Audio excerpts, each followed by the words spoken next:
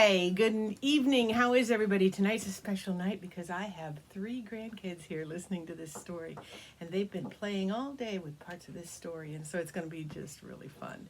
So, tonight, the children were in the bunk beds. We've got Tia and Desmond and Lindley, the little ones, and they're all tucked in their bunk beds, supposed to have their eyes closed, but I can see them peeking at me right here, right now. And they're just waiting because they know Pegasus is coming. So they're laying there listening to me. And Grandma says, close your eyes, and they don't close their eyes. So pretty soon, Grandma's just going on and on with her story. She's just chatting away. And pretty soon, even though the children aren't out of their bed looking at the window, pretty soon, along comes a great light.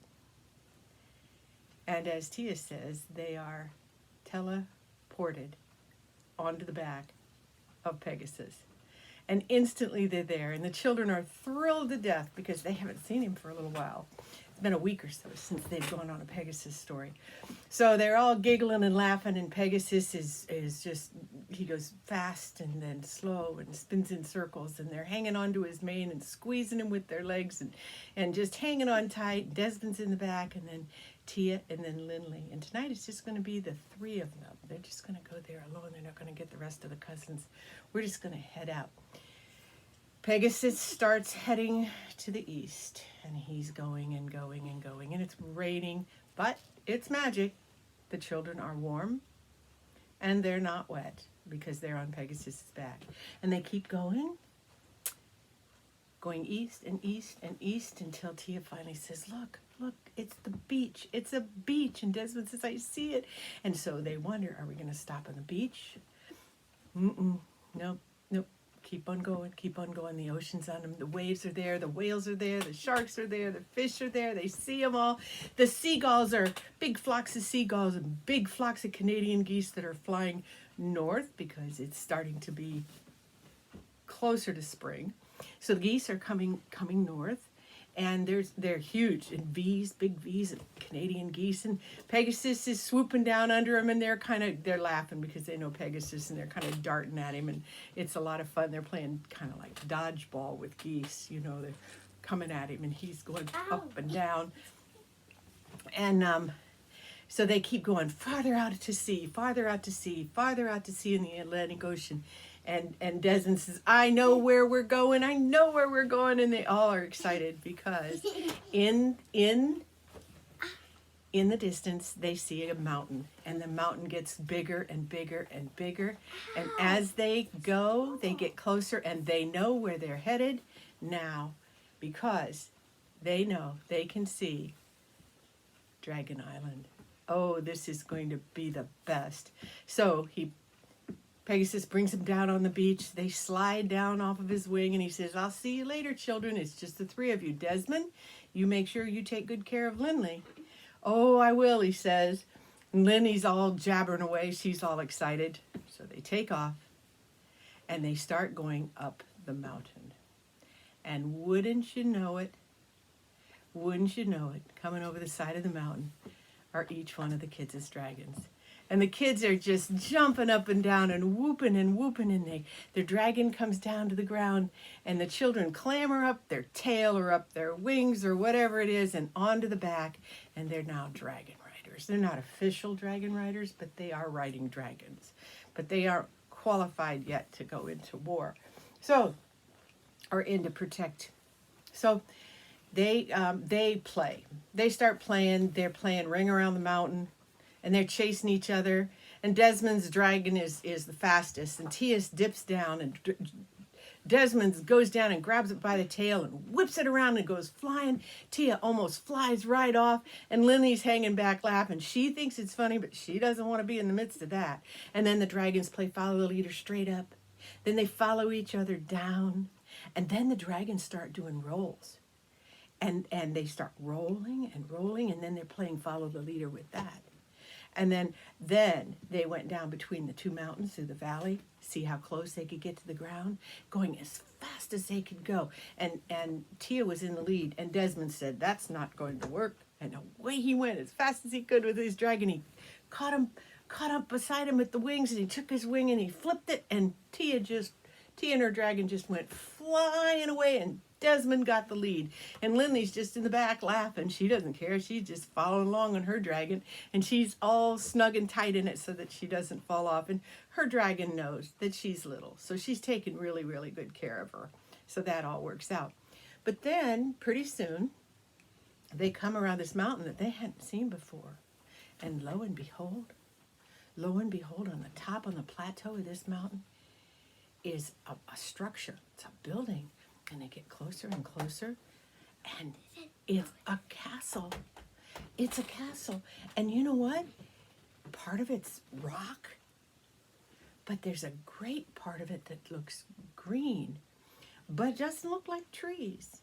So they get closer and closer.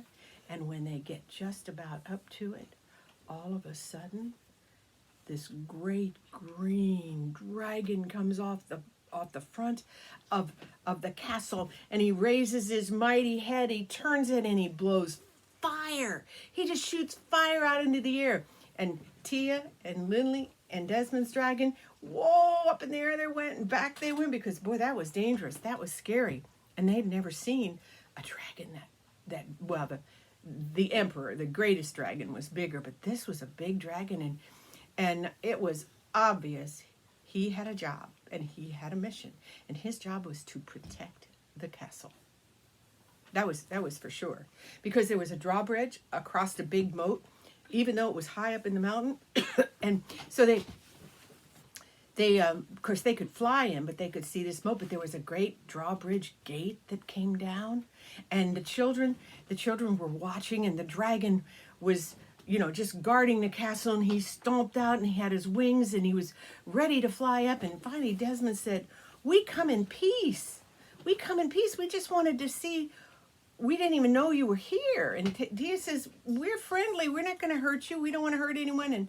And the dragon says, "Who goes there? How do I know who you are?" And they said, "We come as friends of Pegasus." And the dragon brings its head back and its little tiny front legs, and he says, "Why didn't you tell me if you were friends with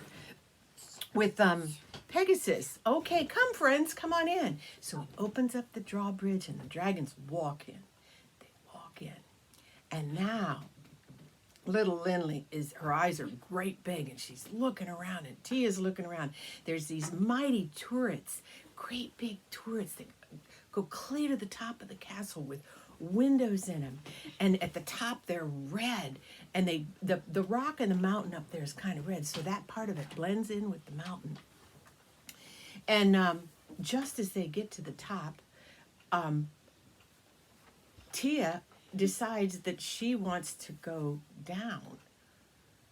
And the dragon said, "Go to the back of the castle and stand over there." And she went and stood there, and do you know what happened? In an instant, there was a trap door, and down she went. Through this trap door, she thought she was a goner, and the dragon was trying to help her, but he couldn't because it was a small area. And she started going down a spiral, like a staircase, but there weren't any steps. And she went around, but it was a little bumpy. Couldn't quite figure out what it was. It was a little bumpy.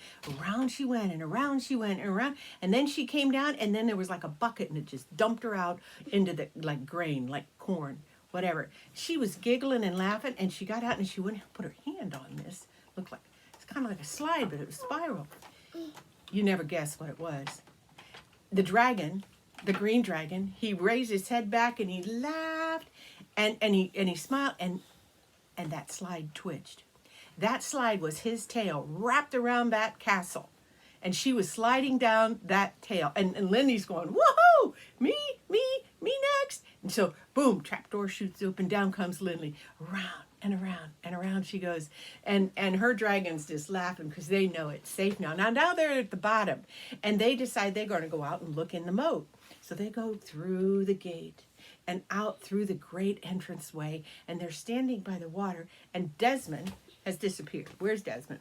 Well, Desmond had his dragon, and his dragon was perched on the top of the castle. And they're up there, and Desmond's messing with levers. He sees these levers on the top of the walkway on the top of the castle, and he pulls one, and lo and behold, the front of the castle opened up like a huge mouth, and the balcony dropped down, and any gravel or anything that was on there came pouring down. The children had to duck like this, and there were great eyes that came out and glowed like emeralds, and it was frightening. And they knew that if anybody had been coming to the castle and they saw this great mouth open and this jaw drop and these eyes pop out, oh, and on the side of the turrets, they looked like they were rocks, but they weren't. As soon as he pulled that lever, these claws came out. So if anybody had been climbing up the castle, the claws would have gotten them and knocked them right down on the ground. Oh my, it was fierce. And the dragon, he knew all of this, and he was so excited about it because he knew he wasn't going to hurt the children, but he was showing them all the wonderful things that this castle did. And so the children, they went clear up to the top where the living quarters were. Oh my, they just had the best adventures. And they played on that slide, which is his tail. And every once in a while, the dragon would flip his tail. And of course, the children would just go flying, around in the slide and back down and be dumped out on the bottom again. At one point, Desmond came down. He was going so fast. And then the dragon flipped his tail out. It was wrapped around the castle, and they were coming around, flipped his tail, and into the moat he went. Plunk, right down in. And his dragon had to come dip down and pick him up, bring him back up, shake him around, get the water off of him. Oh, they played all day. Oh, there was one other thing. Desmond again, he was messing with levers. He was messing with these things. And sometimes they would pivot. Sometimes it'd be something that you pull down. And he was in the main floor. And it was just like solid, big wooden floor. And he took this lever and he pulled it. Oh my goodness. The whole wall turned in a big circle, and there was this dark stairs that went down. And guess where they went? They went down to the dungeon. So the children, they decided that this wasn't the day they wanted to explore the dungeon. They were going to wait till they had some kind of lanterns or lamps or something. Then they would go down, because the dungeon, it might be kind of scary. So they decided they weren't going to go. But they looked down, and it went spiral and spiral. It looked like there were hidden rooms and secret entranceways. Oh, that was all to be explored later. But I tell you, the sun was beginning to set, and their dragons came to him and said, "Children, it's time for us to go." So the children all said goodbye to the great, great green dragon, and they found out that the name of the castle was Briarwood. It was Briarwood, green and wooden and red like the rocks. And that was the castle Briarwood that the green dragon protected. So the children, they had been scouring around the castle, because each one of them knew they wanted to take home something so that they could put it in their pocket. And Tia was digging around the bottom of the castle, and do you know what she found? Gold. She found a piece of gold, and she put it in her pocket. And little Tia, she found something. She wasn't quite sure what it was, but it was sparkly and bright. So she picked it up and put it in her pocket. But Desmond, he found the best treasure of it all. He reached down and he saw something white in the dirt and the sand at the bottom of the castle. And he brushed it away and he picked it up. It was a dragon's tooth. And he put it in his pocket. He didn't say anything. He was so excited. And onto the backs of the dragons they went, and around the mountain and through the valley, over the crevices, across the rock walls on the side of the mountain, and then down into the valley, down into the plateau, and down to the beach they went. And who's waiting for them? Pegasus, of course. And he says, of course, he says, "And how was it? Did you have a good time?" Oh, jabber, jabber, jabber. They were all excited. They were talking all about it. So on his back they went. And they went into the sunset, so it was getting darker and darker and darker. And the children had had such a big day that all but Desmond fell asleep. Tia and Lindley, they were sound asleep. But just as they were about to get home, he said, "Children, we'll see you again tomorrow night, because you're staying at Grandma's house, and she'll have another story for you tomorrow night," even though she won't remember that she told it or anything like that. So in a wink of an eye, as he passed over Grandma's house, into the bunk beds they were. And Desmond reached up and he turned on the reading lamp, because you know what he wanted to see? He wanted to see, was that adventure really real? And he reached in his pocket, and he pulled out his treasure, and he put it in his hand, and it turned right back into a dragon's tooth. And he giggled with a secret smile, put it back in his pocket. Tia reached in hers, and she pulled out her trinket, and it was a chunk of gold.